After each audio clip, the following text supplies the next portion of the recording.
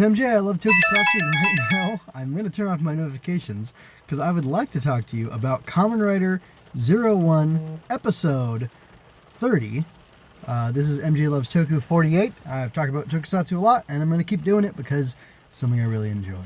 Anyway, first thing I want to say is that the episode is called something like, After All, I Am the President and a Kamen Rider, or Nevertheless, or something like that. It was written by Yuya Takahashi, which I definitely felt like it was, and directed by Takayuki Shibasaki. I believe Shibasaki's only directed one other pair of episodes this season, but I don't know that that's actually accurate. So let me scroll through all my images to see. Okay, so first of all, I'm just going to give a quick... this is going to be a quick review, hopefully less than 5 minutes. Well, no, it won't be less than 5 minutes. Hopefully less than 10. Anyway, first of all, I really enjoyed the episode. Second of all, I'm really enjoying this new era of the show. And I paid special attention to what exactly would happen with the opening of the show. I think we got a little bit of different stuff, but most of it was the same as before. You hear the beautiful rain? Southern California, it's been raining for the last 2 days. It's supposed to be raining for like 2 more days. And it's just so lovely. Anyway, I'm wondering, gosh, where do I go from here? I guess I should talk about, well, before I was doing what's new. So, is there anything new in this episode? Sort of, kind of, yes. And we will talk about that. We have these horseshoe crab riders who have become the new Ames army. Zaya has taken over Hiden and taken over Ames, therefore, or in association with that, in conjunction with that. And they now have their standard Ames soldiers functioning as these, like I said, horseshoe crab riders. I don't really know where you see that. They kind of look like recycled, upcycled Guardians from Build, which is probably what they are, but that's okay with me. They do have the Raid Riser belt, but I don't know. Anyway, I'm okay with them. Yaiba is now, I don't know if she's acting as part of Zaya or part of Ames, but she's overseeing these guys, and she is helping them commit genocide against all the Humagears. And standing against her is Aruto, and more importantly, this fine young wolf man, Isamu Fuwa, who's using his Rampage bullet to, continue to turn into Rampage Vulcan and fight her. And I was really pleased with how he showed himself to be clever. So this is a new era in the show. It's a new arc. And it's definitely taking things in a different direction. So early on there were rumors that it was going to be like a 1-season show and then they were going to come back with a second season or whatever. I wonder if that just meant like the writing is going to be every season or every, X amount of episodes, 15, 13 to 16 or whatever episodes, it's going to change how it's written and what the story's like, because we are definitely in like the third wave of Kamen Rider 01. Things have changed markedly. You've got Fuwa using his brain, being clever. He hacks into the communications of Ames and uses that to find out where they're going to be going and what they're doing, and he tries to stop them. Aruto, and there's a great fight that ensues between the two of them. Aruto has become here we go. So he's all the way in the background, right? And he's got this bike. He's got a bicycle, and there's a Humagear body in there that's been dumped. I don't want to do... this is another one of those cool multi-layered shots that we've seen it now across multiple directors. This is a different type because it's not everybody in a small scene, like a 20-foot radius of each other, 20-foot radius of each other. This is more like you've got these people in the foreground, and then like 80 feet away, maybe 100 feet away, you've got Aruto, and then mid-ground or whatever is Jin fighting a couple of these guys. Is that two? Is that a dude on the ground? I guess it is. It looks like he's holding a gun. Anyway, I totally got distracted from my point. Oh, yeah. We have Aruto who's been like wandering around. Jin talks to him as if he's abandoned everybody, all the Humagears and whatnot. But he's been going around collecting Humagears, or at least he's got one here because Zaya has made them illegal, basically. And it's not only like, hey, we're recalling this product, but like, it is now illegal if you have this product, and we're going to take it from you by force, I guess. And it's weird because now Ames is like going around and hunting any Humagear that are left because they give off some sort of signal. And he wants to do that in order to...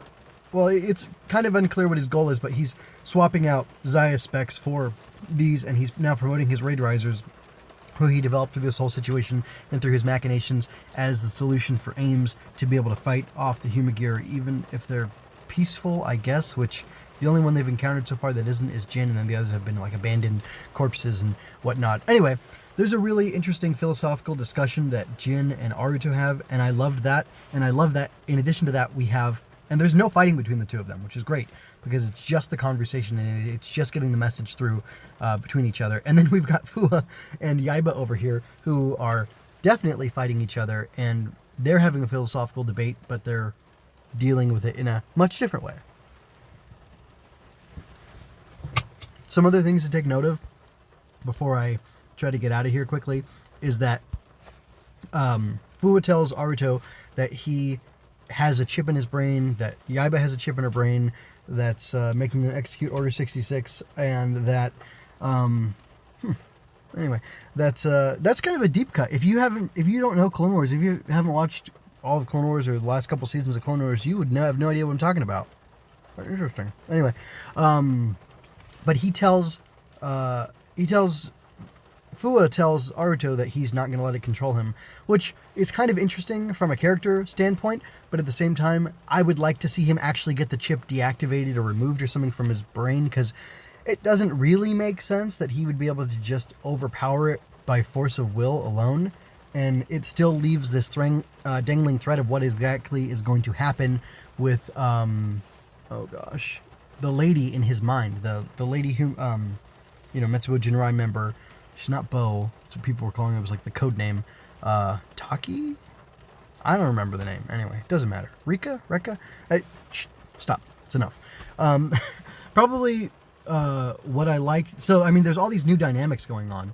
I'll go back to that image. There's this image from the opening credits that shows these 5 riders. We've got our 2 Force Rise Risers, and then we've got the Authorized, which is, Aruto, and then we've got the Ames Riders, Shot Rise Riders, I guess, and they're all there behind like cracked glass, and then it shows them, all 5 of them next to each other in a line, as if they're going to be facing off against a single threat.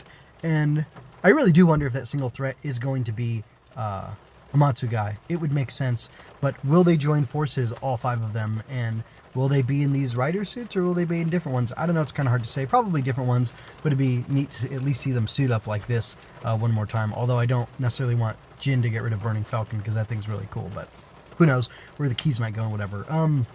Gosh, there's a lot of other things I could spend time tangenting on, but I don't really want to do that. I just kind of want to wrap it up with, I loved the fact that Aruto ended up fighting Amatsu Gai mostly in Rising Hopper. Is that what the base form is called? Rising Hopper? Or is it just...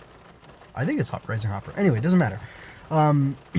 He fights him mostly in that, and he is almost completely victorious just in his base form when he's able to do a miraculous transformation, because he technically shouldn't have been able to. Again, if you watch the episode, you know this, but I really loved how he was able to fight not only him, but the 2 other Ames guys in their, crab horse... horseshoe crab suits? Anyway, the Ames Riders that he was fighting, I guess they're technically Raid Risers. Híjole, there's too many of these guys. Anyway, so I was really excited that he was able to do all of that in his hopper, in his base form, after this miraculous transformation, and just how cool that was. And then he finally gets into metal cluster hopper, whatever it's called, and like really beats up Amatsu Gai and has like a solid victory against him. And gosh, it was just really great to see. And I love the little technical aspect of why they were able to do that. Like, it doesn't really make sense, but none of it really makes sense. So it's just like kind of magical Tokuhiro logic, and it was really cool. And it's great that Izu was instrumental in that. And gosh, I really like that. Speaking of Izu, that's technically not the romanization of her name. It's Iz. Oh, and then apparently satellite. So there was, Zaya Corporation. There was the Arc satellite, and then there was Satellite Zaya, which I thought sounded too much like Zaya, and I also thought it sounded too much like something else, but I can't remember now what that was. But apparently now it's Thera. The official name of it is Thera, and Genom Corp changed their subs for it, or maybe they just changed it because I was speculating that that's now the official thing, because Izu they translate as is, and I think even Overtime's doing that. I'm not keeping track on what everybody's doing about every translation decision, but it was either for the purpose of a joke, or it's because it's officially been released that the satellite that they connect to is called Thera, because Aruto has this joke or this pun where he says that he has all the Humagear technology or a backup data in his possession, and it's Hira, not Thera. And anyway, it was cute. I liked the joke, and it was funny. Or it was a fun situation where he used it in the episode, but again, if you were there, you saw it, so I won't belabor the matter. I really want to talk more about this. I really want to talk about the conversation he had with Jin, and Jin's whole thing about freeing Humagears in a different way, where he just wants them to reach singularity and then be, I guess, independent sentient beings. And he tries to pitch Izu on that, but I'm not really going to talk about it, although I do think it would be cool if Izu did free herself and was simultaneously the secretary of this new company that she founded for Aruto, for him to be the president of, so that he could technically be the Kamen Rider 01. But I would also like her to be freed and for her to do all that stuff on her own. I feel like adding that extra dimension would just give that much more meaning to her being free and being a free operating independent Humagear. Because, Jin, so far, he's a bad guy, and he's the only totally evolved, let's say, Humagear, and it'd be nice to see a Humagear who's totally evolved and who stays on the side of good. Well, we'll see what happens, right? I guess, what do you think is going to happen? Let's make up some questions out. Do you think she's going to change? Do you think she's going to, go ahead and reach singularity and embrace it like Jin? Do you think Hirobi's going to turn against Jin at some point? Do you think the Metsubo Jinrai lady is going to be released and she'll join Hirobi against Jin? What else? Do you think all of them are going to end up turning against Amatsu Gai as the final villain of the show at some point? Because I think that would sure be interesting. I'd kind of like to see that. And then, what do you think about these multiplanar shots that they're doing? Like this and from a couple fight scenes ago. Do you like that? Is it too lame? I was almost going to choose this for my thumbnail, but I had to go with this because, look how much more impactful that is. That's way cooler. But it's not, as interesting. I guess sometimes things can be cool without being deep, right? What's that saying? Inch deep and a mile wide? Anyway, I'm just kind of being weird now. So, I'm going to share with you my spiel and then showcase my my products to you if you're interested in that. So, MJ Loves Toku can be found on YouTube, iTunes, Google Play, Stitcher, and mjmunoz.com. Check out mjmunoz.com for my other review series. We've got another Rider Cast, King of Hearts, Queen of Sorrows, MJ Loves Star Wars, which is swinging through comics for now. One day it'll be freed and on its own as its own little thing, but it's not currently going Ultra. And then, of course, MJ Loves Toku, which is what I'm doing here. I may one day roll some of the multiples of these into a single podcast feed, but I don't know if that's something people would be interested in. If you are, if you're not, let me know either way so I can make the right decision for you. I also have writing projects over on mjmunoz.com that you can find there, so feel free to do that. If you love what I do and want to support me, you can check out my Coffee and Redbubble accounts. Relevant links are going to be below, and I'm just going to show you real quick my Redbubble stuff. So, because I like Spider-Man and Marvel Comics in general, I have a web heart design, which I think is pretty neat. I made a Star Wars-inspired one called Balance, and it has a little Force-sounding mantra with crossed beam swords and a crystal there, and then this motto of this show is you don't have to shout henshin to be a hero.